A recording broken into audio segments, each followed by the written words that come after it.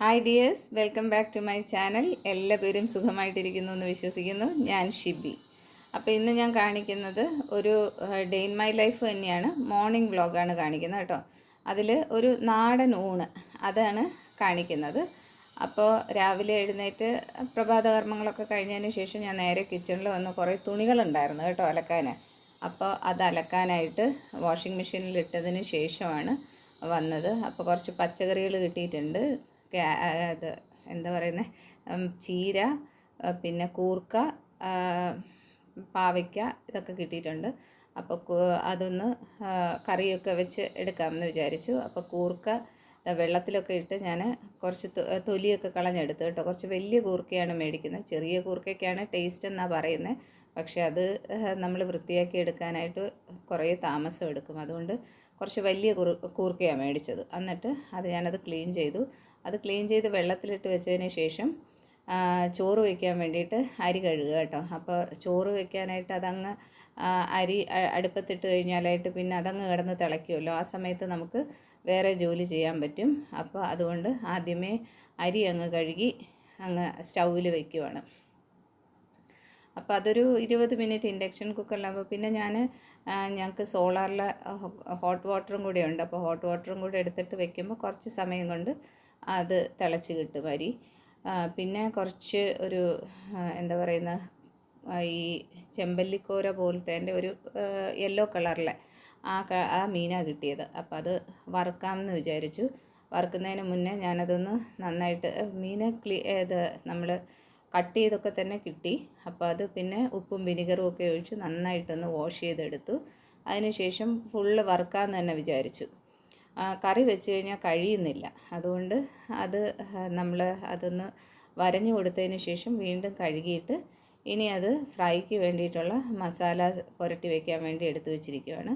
അപ്പോൾ ഫ്രൈക്ക് വേണ്ടിയിട്ട് മസാല ഞാൻ കുറച്ച് മഞ്ഞൾപ്പൊടി, പിന്നെ ഒരു 2.5 table spoon Kashmiri chilli powder, ഒരു 1.5 ടീസ്പൂൺ കുരുമുളക് പൊടി, പിന്നെ ഒരു 1/4 ടീസ്പൂൺ കണ്ടോ, ഒരു പിഞ്ച് അത്രയേ ഉള്ളൂ ഗരം മസാലയും കൂടി ഇടും. അപ്പോൾ അതിൻ്റെ ആ ഒരു ഉളുമ്പ് സ്മെല്ല് മാറിക്കിട്ടാനാണ്. പിന്നെ ആവശ്യത്തിന് ഉപ്പും കുറച്ച് വെളിച്ചെണ്ണ ഒഴിച്ചിട്ട് നന്നായിട്ട് മാരിനേറ്റ് ചെയ്ത് വെക്കും. നന്നായിട്ട് ഇങ്ങനെ കൈകൊണ്ട് തന്നെ ഇളക്കി തിരുമ്മി വെക്കും. ചില സമയത്ത് ഞാൻ വെളുത്തുള്ളി ഇഞ്ചി പേസ്റ്റൊക്കെ ഇടാറുണ്ട്, നാരങ്ങ നീരൊക്കെ ഒഴിച്ച് വെക്കാറുണ്ട്. ഇന്നിപ്പോൾ അതൊന്നും ചെയ്തിട്ടില്ല. എന്നിട്ട് അപ്പോഴേക്കും ഇവിടെ അരി തിളച്ചിട്ടുണ്ട്.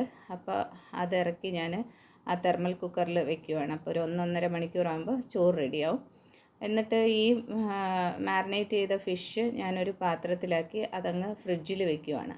അപ്പോൾ നമുക്ക് ഊണിൻ്റെ സമയമാകുമ്പോഴത്തേലും ഫ്രൈ ചെയ്താൽ മതിയല്ലോ. പിന്നെ അപ്പോൾ കറിക്ക് കുറച്ച് തേങ്ങ ആവശ്യമുണ്ട്. അപ്പോൾ തേങ്ങയൊക്കെ പൊട്ടിച്ചെടുത്തു. അപ്പോൾ ഞാൻ തേങ്ങ ചിരണ്ടുന്ന മെഷീനാണ് കേട്ടോ ഇതും കൂടി ഒന്ന് നിങ്ങളെ പരിചയപ്പെടുത്തി തരാമെന്ന് വിചാരിച്ചു. യൂറോമാക്സ് എന്ന് പറഞ്ഞ ഒരു കമ്പനിയുടേതാണ് അതിൻ്റെ ആ ഒരു സ്വിച്ച് ബട്ടൺ കണ്ടോ. അപ്പോൾ ഇതാണ് അതിൻ്റെ ആ തേങ്ങ ചിരണ്ടുന്ന ആ ഭാഗം. ഇതിൽ ഇങ്ങനെ തന്നെ ഫിക്സ് ചെയ്ത് കൊടുക്കുക. അപ്പോൾ എനിക്ക് കൈക്കൊക്കെ പ്രശ്നമുള്ളത് കൊണ്ട് എനിക്ക് അല്ലാതെ ചിരണ്ടാനായിട്ട് ഭയങ്കര ബുദ്ധിമുട്ടാണ്. അപ്പോൾ ഇത് മേടിച്ചിട്ടൊരു 3-4 വർഷം കഴിഞ്ഞു കേട്ടോ. ഞാനിത് പോത്തീസിൽ നിന്നാണ് മേടിച്ചത്. 2500 രൂപ എങ്ങാണ്ടായി ഇതിന്. ഇപ്പോഴും പോത്തീസിലുണ്ടെന്ന് തോന്നുന്നു. പക്ഷേ നല്ല ഒരു സ്ക്രേപ്പറാണിത്. അപ്പം നമുക്ക് എന്ന് വെച്ചാൽ ഇതിന് ഇങ്ങനെ സ്പീഡ് കൂടുതലും കുറവും അങ്ങനെയല്ല, ഒരു സ്പീഡിൽ തന്നെയാണ്, ഒരു മീഡിയം സ്പീഡാണ്. അപ്പം നമുക്കത് ചിരണ്ടുമ്പോൾ കൈ മുറിയാനൊക്കെയുള്ള സാധ്യതയൊക്കെ കുറവാണ്. മറ്റേ ഒരുപാട് സ്പീഡ് വരുമ്പോഴെന്താണെന്ന് വെച്ച് കഴിഞ്ഞാൽ നമ്മുടെ തേങ്ങ ഇങ്ങനെ കയ്യിൽ നിന്ന് തെറിച്ചു പോയിട്ട് കൈ മുറിയാൻ സാധ്യത കൂടുതലാണ്. ഇതിൻ്റെ അകത്ത് അടിയിൽ ഒരു വാക്വം ഇതുണ്ട്. ആണ് ആ സ്ലാബിൽ അത് ഫിക്സ് ചെയ്ത് വെക്കുന്നത്. എന്നിട്ട് ഇങ്ങനെ കറക്കി സ്വിച്ച് ഓൺ ചെയ്ത് കൊടുത്തിട്ട് നമ്മളിങ്ങനെ തേങ്ങ ഇങ്ങനെ പിടിച്ചു കൊടുത്താൽ മതി. അപ്പോഴേക്കത് നന്നായിട്ട് ചിരണ്ടി നല്ല നൈസായിട്ട് ചിരണ്ടി വരും കേട്ടോ. അപ്പോൾ ഇങ്ങനെ അത് ഒരു ഹാഫ് മുറി ചിരണ്ടിയതിന് ശേഷം അടുത്ത മുറി എടുത്തു. അപ്പോൾ അത് ചിരണ്ടുന്നതിനൊരു പ്രത്യേക നാക്കുണ്ട് കേട്ടോ. ആദ്യമൊക്കെ ചിരണ്ടുന്നവർ സൂക്ഷിക്കണം. കണ്ടോ, ഇതിൻ്റെ ഈ അറ്റ വശം ഉണ്ടല്ലോ, ഈ വശം ആദ്യം നമ്മൾ പതുക്കെ ചിരണ്ടി കൊടുത്തേക്കുക. അപ്പോഴേക്കും അത് ചിരണ്ടി കഴിഞ്ഞാൽ പിന്നെ ചിരണ്ടുന്നത് വളരെ ഈസിയാണ്. അത് കുറച്ച് സൂക്ഷിച്ച് നമ്മൾ ചിരണ്ടണം. അപ്പോൾ അല്ലെങ്കിൽ കയ്യിൽ നിന്ന് തെറിക്കാൻ ആദ്യം നമ്മളിത് ചെയ്യുമ്പോൾ ഒന്ന് പഠിച്ചു വരാനായിട്ട് കുറച്ചൊരു ബുദ്ധിമുട്ടുണ്ട്. എന്ന് വെച്ച് കഴിഞ്ഞാൽ ഒന്നും പേടിക്കാനില്ല, നമ്മൾ സൂക്ഷിച്ച് ചെയ്താൽ മതി. എക്സ്പീരിയൻസ് ആയി കഴിഞ്ഞാൽ പിന്നെ വളരെ ഈസിയാണ് കേട്ടോ. അപ്പോൾ തേങ്ങ ചിരണ്ടിയത് ഞാൻ കുറച്ച് ഈ മോരുകറി വെക്കാനായിട്ട് എടുക്കുന്നുണ്ട്. അപ്പോൾ അത് മിക്സിയിലോട്ട് ഇട്ടിട്ട് ബാക്കി ഞാനത് അടച്ച് മാറ്റി വെച്ചു. അപ്പോൾ മോരുകറിക്കുള്ള തേങ്ങയും ബാക്കി മിക്സിയിലെടുത്ത് വെച്ചിട്ട് ഞാൻ ഒരു സെറ്റ് തുണി വാഷ് ചെയ്ത് ഡ്രൈ ആയിട്ടുണ്ട്. അപ്പോൾ അത് മാറ്റി വെച്ചു. അതിനുശേഷം ആണ് ഇന്ന് ചായ ഇടുന്നത്. ചായ നേരത്തെ ഇട്ടില്ല. ആദ്യം ചോറ് തിളപ്പിച്ചിട്ട്, ഡാനിക്കും ഇക്രൂനും ചോറ് കൊടുക്കണമല്ലോ രാവിലെ. അപ്പോൾ അതിനുവേണ്ടി ആദ്യം ഞാൻ ചോറ് തിളപ്പിച്ചതിന് ശേഷമാണ് ചായ ഇടാൻ വന്നത്. അപ്പോൾ ഇപ്പോൾ ചായ ഇടാണ്. ചായ കുടിക്കാതെ നിന്നിട്ട് ജോലി ചെയ്യുമ്പോഴത്തേൽ ഭയങ്കര എല്ലാവരും ഇങ്ങനെ ഈ വെള്ളമൊക്കെ കുടിച്ചിട്ട് രാവിലെ നിൽക്കുന്നത് ഞാൻ കണ്ടിട്ടുണ്ട്. അത് വെള്ളം കുടിച്ചിട്ട് ചെയ്യുന്നത് വളരെ നല്ലതുമാണ്. പക്ഷേ എനിക്കത് പറ്റില്ല. വെള്ളം കുടിച്ച് കഴിയുമ്പോഴത്തേലും, എനിക്കൊന്നും കുടിക്കാതെ വെള്ളം കുടിച്ച് കഴിയുമ്പോഴത്തേലും ഭയങ്കരമായിട്ട് ഗ്യാസ് ഫോം ചെയ്ത് ഭയങ്കരമായിട്ട് ഇങ്ങനെ ഛർദ്ദിക്കാൻ വരും. അതുകൊണ്ട് ഇപ്പോൾ ചായ കുറച്ച് കുടിച്ച് കഴിഞ്ഞിട്ടാണ് വെള്ളം കുടിച്ചാൽ വലിയ പ്രശ്നമില്ല. പക്ഷേ ഏർലി മോർണിംഗ് എംപ്റ്റി സ്റ്റൊമക്കിൽ എനിക്ക് വെള്ളം കുടിക്കാൻ പറ്റത്തില്ല. അതുകൊണ്ടാണ് ഇവിടെ എൻ്റെ ഹസ്ബൻഡൊക്കെയാണ് വെള്ളമാണ് കുടിക്കുന്നത്. അപ്പോൾ ഞാൻ ചായ, ഞങ്ങൾക്ക് രണ്ടുപേർക്കും ചായ ഇട്ടെടുത്തിട്ടുണ്ട് കേട്ടോ. ഹസ്ബൻഡ് എഴുന്നേറ്റിട്ടില്ല, എന്നാലും പുള്ളിക്ക് ഞാൻ അവിടെ കൊണ്ടുവന്ന് കൊടുക്കും ഒരു ചായ. പുള്ളി ആ ഒരു ചായ മാത്രമേ കുടിക്കത്തുള്ളൂ. പിന്നെ ചായ ചൂടാക്കിയൊന്നും കുടിക്കില്ല. എനിക്കാണെങ്കിൽ പിന്നെ ചായ എപ്പോഴും വേണം. അപ്പം ഞാൻ കുറച്ച് ചായ കൂടുതൽ വെക്കും. അത് കുടിച്ച് കഴിഞ്ഞിട്ട് പിന്നെയും നമുക്കൊരു എനർജി കിട്ടുന്നത് ചായയിലാണ്. അപ്പോൾ പിന്നെയും കുടിക്കാൻ വേണ്ടിയിട്ട് ഇപ്പോൾ കൂർക്ക ഞാൻ അരിഞ്ഞ് കുക്കറിൽ വെച്ചിട്ടുണ്ട് കേട്ടോ. അതിൽ കുറച്ച് അതൊന്ന് വേവിച്ചെടുക്കാൻ വേണ്ടിയിട്ടാണ് കുറച്ച് വെള്ളം ഒഴിച്ചു കൊടുത്തു. എന്നിട്ട് ആവശ്യത്തിന് ഉപ്പും ഇട്ട് കുറച്ച് മഞ്ഞൾപ്പൊടിയും കൂടെ ഇട്ട് മിക്സ് ചെയ്തിട്ട് അതൊന്ന് കുക്കറിൽ ഒരു വിസിൽ കേൾക്കാനായിട്ട് വെക്കും. അതൊരു വിസിൽ കേട്ട് കഴിയുമ്പോഴേക്കും അത് വെന്തിട്ടുണ്ടാവും. അതിൽ കൂടുതൽ വേവേണ്ട ആവശ്യമില്ല. ഇല്ലാതെ നമ്മൾ അല്ലാതെ വേവിച്ചെടുക്കാനാണെങ്കിൽ ഒരുപാട് സമയമെടുക്കും. അതുകൊണ്ട് അത് കുക്കറിൽ വേവിക്കാൻ വെച്ചു. അതിന് ശേഷം പാവയ്ക്ക ഇങ്ങനെ വറുത്തെടുക്കാൻ വേണ്ടിയിട്ടാണ് കേട്ടോ. ഇങ്ങനെ വളരെ നൈസായിട്ട് അരിഞ്ഞെടുത്തു. അപ്പോൾ അത് വറുക്കാൻ വേണ്ടിയിട്ടുള്ള മസാലയാണ് കുറച്ച് മഞ്ഞൾപ്പൊടി, കുറച്ച് മുളക് പൊടി, കുറച്ച് ഉപ്പ്, ഇത്രയും, പിന്നെ കുറച്ച് വെളിച്ചെണ്ണ, ഇത്രയും ഒഴിച്ച് നന്നായിട്ട് ഒന്ന് മിക്സ് ചെയ്തിട്ട് ഈ പാവയ്ക്ക ഇങ്ങനെ അരിഞ്ഞത് അത് രണ്ടായിട്ട് ഇങ്ങനെ സ്ലിറ്റ് ചെയ്ത് അതിൻ്റെ അകത്തുനിന്ന് കുരുവൊക്കെ എടുത്ത് മാറ്റിയിട്ടാണ് ഇങ്ങനെ അരിയുന്നത് കേട്ടോ. അപ്പോൾ നല്ല നൈസായിട്ട് ചിപ്സിന് അരിയുന്നത് പോലെ അരിയുക. എന്നിട്ട് ഈ കൂട്ടിൽ കൂടെ ഇട്ടിട്ട് നന്നായിട്ട് ഈ മസാലയിൽ യോജിപ്പിക്കുക. അപ്പോഴേക്കും എന്നിട്ട് അതൊരു അരമണിക്കൂർ കഴിയുമ്പോഴേക്കും നമുക്ക് വറുത്തെടുക്കാം. ഇങ്ങനെ ചെയ്യുമ്പോഴേക്കും പാവയ്ക്കയ്ക്ക് ഒട്ടും കയ്പുണ്ടാവില്ല, ഒരല്പം പോലും കയ്പ് ഫീൽ ചെയ്യത്തില്ല. ഞാനിത് എൻ്റെ കല്യാണം കഴിഞ്ഞ സമയം മുതൽ ഇങ്ങനെയാണ് പാവയ്ക്ക ചെയ്യാറ് കേട്ടോ. പിന്നെ അത് കഴിഞ്ഞ് ചീര കിട്ടിയത് അതും അരിഞ്ഞു. അതിലൊരു സവാളയും കൂടെ അരിഞ്ഞിട്ടിട്ട് ഇപ്പം 2 ഗ്യാസ് സ്റ്റൗവിലായിട്ട് 2 പാൻ വെച്ച് അത് ചൂടാക്കാനായിട്ട് വെച്ചു കേട്ടോ. അപ്പോൾ ഈ ചോപ്പറിലാണ് ഈ കൂർക്കയ്ക്കുള്ള ഉള്ളിയും വെളുത്തുള്ളിയും ഞാൻ ഒന്ന് ചോപ്പ് ചെയ്തെടുത്തത്. അപ്പോഴേക്കും ഈ പാനിലെ വെള്ളമൊക്കെ പോയി പാനൊക്കെ ഒന്ന് ചൂടായിട്ടുണ്ട്. അപ്പോൾ ഒരേ സമയത്ത് തന്നെ 2 കറിയും വെക്കാമെന്ന് വിചാരിച്ചു. അപ്പോൾ കൂർക്കയ്ക്കുള്ള ചെറിയ ഉള്ളിയും വെളുത്തുള്ളിയും കറിവേപ്പിലയും കൂടെ ഇട്ട് ഞാൻ ഒന്ന് വഴറ്റി കൊടുക്കുവാണ്. അപ്പോൾ കൂർക്ക ചെയ്യുമ്പോൾ ഞാനതിൽ കടുക് ചേർക്കാറില്ല കേട്ടോ. ചീരയ്ക്ക് കടുകിട്ട് പൊട്ടിച്ചതിന് ശേഷം സവാളയും ചീരയും അരിഞ്ഞത് ഇട്ട് ഒന്ന് ഇളക്കി കൊടുക്കുവാണേ. അപ്പോൾ എനിക്ക് ചില കറികളിൽ കടുക് ചേർക്കുന്നത് ഇഷ്ടമല്ല, ഞങ്ങളങ്ങനെ ചേർക്കാറുമില്ല. അപ്പോൾ ചീരയിലേക്ക് മുളക് പൊടി ഇട്ട് കൊടുക്കുന്നുണ്ട്. മുളക് പൊടി ഉപ്പും കൂടെ ഇട്ടിട്ട് അത് നന്നായിട്ടൊന്ന്, ചീര വേകാനായിട്ട് അധികം സമയമൊന്നും വേണ്ട, എന്നാലും അത് നന്നായിട്ട് ഇളക്കി കൊടുക്കുകയാണ്. അതിൽ എത്ര നമ്മൾ വെള്ളമൊക്കെ ഊറ്റി കളഞ്ഞിട്ടാണ് നമ്മൾ വെക്കുന്നതെങ്കിലും കുറച്ച് വെള്ളം അതിൽ നിന്ന് വരുമല്ലോ. അപ്പോൾ അത് ഒന്ന് നന്നായിട്ട് വെള്ളം പോകാനായിട്ട് വെച്ചു. അപ്പോൾ ഇനി അടുത്ത് മോരുകറിയുടെ പരിപാടിയാണ്. തേങ്ങയിലേക്ക് ഒരു 3 നാടൻ മുളക് ഇട്ട് കൊടുത്തിട്ടുണ്ട്. ഒരു 2 അല്ലി വെളുത്തുള്ളി, ഇതാ ഈ ഒരു പീസ് ഇഞ്ചി. ഇതും ഇഞ്ചിയൊക്കെ ഒന്ന് അരിഞ്ഞിട്ട് കൊടുക്കും, ഇല്ലെങ്കിൽ നന്നായിട്ട് അരഞ്ഞു വരില്ല. അപ്പോഴേക്കും ഇവിടെ കൂർക്കയ്ക്കുള്ള ആ ഉള്ളിയൊക്കെ ഏകദേശം വഴണ്ട് വരുന്നുണ്ട്. അപ്പോൾ അറ്റ് എ ടൈം ഒരുപാട് പണികൾ ഇങ്ങനെ ചെയ്യുവാണ്. അങ്ങനെ ചെയ്താലേ പണികൾ വേഗം തീരുള്ളൂ. ഇങ്ങനെ ചെയ്യുന്നതാണ് എളുപ്പം. അപ്പോൾ കൂർക്കയ്ക്ക് വേണ്ടിയിട്ട് കുറച്ച് മഞ്ഞൾപ്പൊടി ഇട്ട് കൊടുത്തു. ഇത് കാശ്മീരി ചില്ലി ഫ്ലേക്സ് ആണ് കേട്ടോ.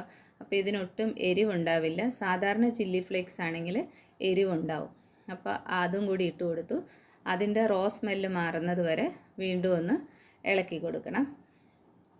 സ്മെല്ല് മാറിയതിന് ശേഷം നമുക്ക് ആ കൂർക്ക ഒരു വിസിലേ ഞാൻ കേൾപ്പിച്ചുള്ളൂ കേട്ടോ. അപ്പോഴേക്കും തന്നെ അത് വെന്തിട്ടുണ്ടായിരുന്നു. എന്നിട്ട് വേണം അതിലേക്ക് ഇട്ട് കൊടുക്കാൻ.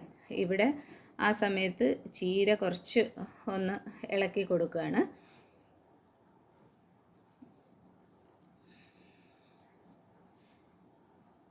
ഇനി ഈ ചീരയിലേക്ക് ചെയ്യുന്നതെന്ന് വെച്ച് കഴിഞ്ഞാൽ, ഞങ്ങൾ ഇവിടെ ചീര ചെയ്യുമ്പോഴത്തേൽ ചീര കുറച്ചൊന്ന് അതിൻ്റെ വെള്ളമൊക്കെ പോയി കഴിയുമ്പോൾ അത് 2 സൈഡിലോട്ട് മാറ്റി അതിലേക്ക് ഒരു മുട്ടയും കൂടെ പൊട്ടിച്ചൊഴിച്ച് കൊടുക്കും. മുട്ടയും കൂടെ ഇട്ടിട്ട് ചീര വെക്കുമ്പോൾ അതിനൊരു പ്രത്യേക ടേസ്റ്റാണ് കേട്ടോ. നിങ്ങൾ ആരെങ്കിലും ചെയ്ത് നോക്കിയിട്ടില്ല എന്നുണ്ടെങ്കിൽ ഒന്ന് ചെയ്ത് നോക്കിക്കോളൂ. അത് ഒരു പ്രത്യേക ടേസ്റ്റാണ്. പിന്നെ പ്രത്യേകം ശ്രദ്ധിക്കേണ്ട കാര്യം, മുട്ട ചേർത്ത് നമ്മൾ ഉണ്ടാക്കുന്ന ഒരു കറികളും പിറ്റേ ദിവസത്തേക്ക് വെച്ചേക്കരുത്.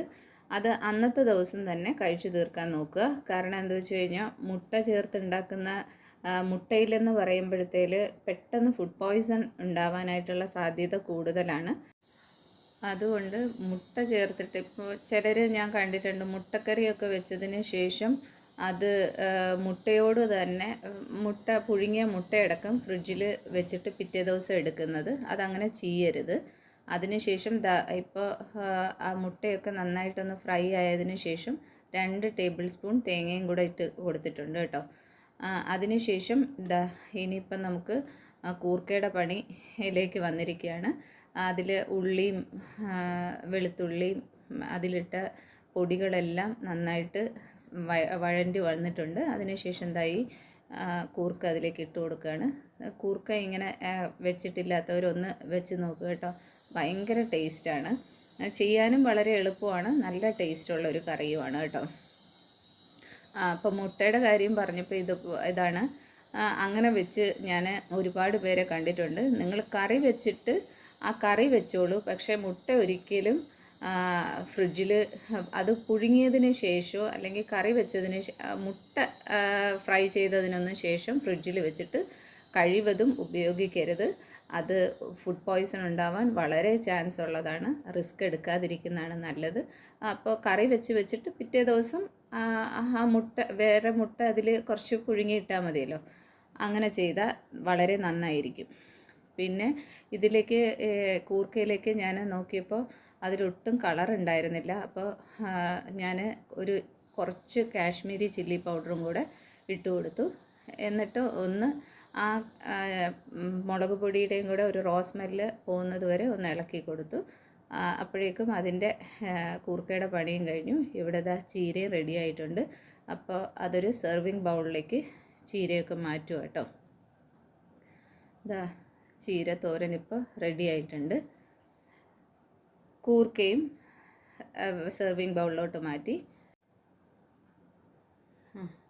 ഇനി അടുത്ത് മോരുകറിയുടെ പരിപാടിയാണ്. അതിലേക്ക് കുറച്ച് തേങ്ങയിലേക്ക് കുറച്ച് മഞ്ഞൾപ്പൊടി, ഒരു നുള്ള്, കുറച്ച് ജീരകപ്പൊടി, കുറച്ച് ഉലുവാപ്പൊടി, കായപ്പൊടി, ഉപ്പ്, കുറച്ച് വെള്ളം വെച്ചിട്ടാണ് അതൊന്ന് അരയ്ക്കുന്നത് കേട്ടോ. എന്നിട്ട് ഞാൻ ഈ ചീരയും കൂർക്കയും വെച്ച അതേ പാത്രങ്ങൾ തന്നെ കഴുകിയിട്ട് വീണ്ടും അതിൽ തന്നെയാണ് കേട്ടോ അടുത്ത കറിയും വെക്കാൻ പോകുന്നത്. അപ്പോൾ അങ്ങനെ ചെയ്യുമ്പോഴേക്കും നമുക്ക് ഒരുപാട് പാത്രങ്ങൾ എടുക്കേണ്ടി വരില്ല. അപ്പോൾ മോരുകറിയിലേക്ക് ഉപ്പും കൂടെ ചേർത്തു. ഈ ഒരേ സമയം ഒരുപാട് ചെയ്യുന്നതുകൊണ്ടാണ് കേട്ടോ അങ്ങനെ അങ്ങോട്ടും ഇങ്ങോട്ടുമായിട്ട് കണ്ടുകൊണ്ടിരിക്കുന്നത്. അപ്പോൾ മോരുകറിക്ക് എണ്ണ ചൂടാക്കി അതിലേക്ക് കടുകൊക്കെ പൊട്ടിച്ചതിന് ശേഷം കറിവേപ്പില, മറ്റേ ഉണക്കമുളക് ഒക്കെ ഇട്ടിട്ട് ചെറിയ ഉള്ളി ഒരു 3-4 എണ്ണം അതരിഞ്ഞതും കൂടെ ഇട്ട് നന്നായിട്ട് അതൊന്ന് കടുക് വറുത്തെടുക്കുകയാണ്. അത് നന്നായിട്ടൊന്ന് മുരിഞ്ഞ് വന്നു കഴിയുമ്പോഴേക്കും ഈ നമ്മൾ തേങ്ങയുടെ കൂട്ടുണ്ടല്ലോ അതരച്ചത് ഇതിലേക്ക് ഒഴിച്ചു കൊടുക്കും. അത് ഒഴിച്ചു കൊടുത്തു. അതിന് ശേഷം ആ മിക്സി ഒന്ന് അതിൽ കുറച്ചൊക്കെ പറ്റി പിടിച്ചിരിക്കുമല്ലോ ആ മിക്സിയിൽ, അതിൽ അതും കൂടി ഒന്ന് കുറച്ച് വെള്ളം ഒഴിച്ച് കഴുകി അതും കൂടെ ഒഴിച്ചു കൊടുത്തു. ഇനി ഇത് സിമ്മിലിട്ടിട്ട് വേണം നമ്മൾ മോരുണ്ടാക്കാൻ. അതിനുശേഷം കുറച്ച് തൈര് അത് ഒന്ന് മിക്സിയിൽ കറക്കി എടുത്തതിന് ശേഷം ഇതിലൊഴിച്ചു കൊടുക്കുകയാണ് കേട്ടോ. അത് ആ തൈരിൻ്റെ കുറച്ച് അംശവും കൂടെ ഉണ്ടായിരുന്നതും കൂടെ ഞാൻ വെള്ളം ചേർത്ത് ഇതിൽ ചേർത്തിട്ടുണ്ട്. അതിന് ശേഷം ഇതൊരിക്കലും തിളപ്പിക്കരുത്. ഒന്ന് ചെറുതായിട്ട് അത് ചൂടായി കഴിയുമ്പോഴേക്കും ഓഫ് ചെയ്തേക്കുക. ഇപ്പുറത്ത് ഞാൻ പാവയ്ക്ക ഫ്രൈ ചെയ്യാനായിട്ട് ഇട്ടിട്ടുണ്ടായിരുന്നു. അപ്പോൾ അതെടുത്ത് ഈ മോരുകറി വെച്ച് ആ സ്റ്റൗവിലേക്ക് വെച്ചു.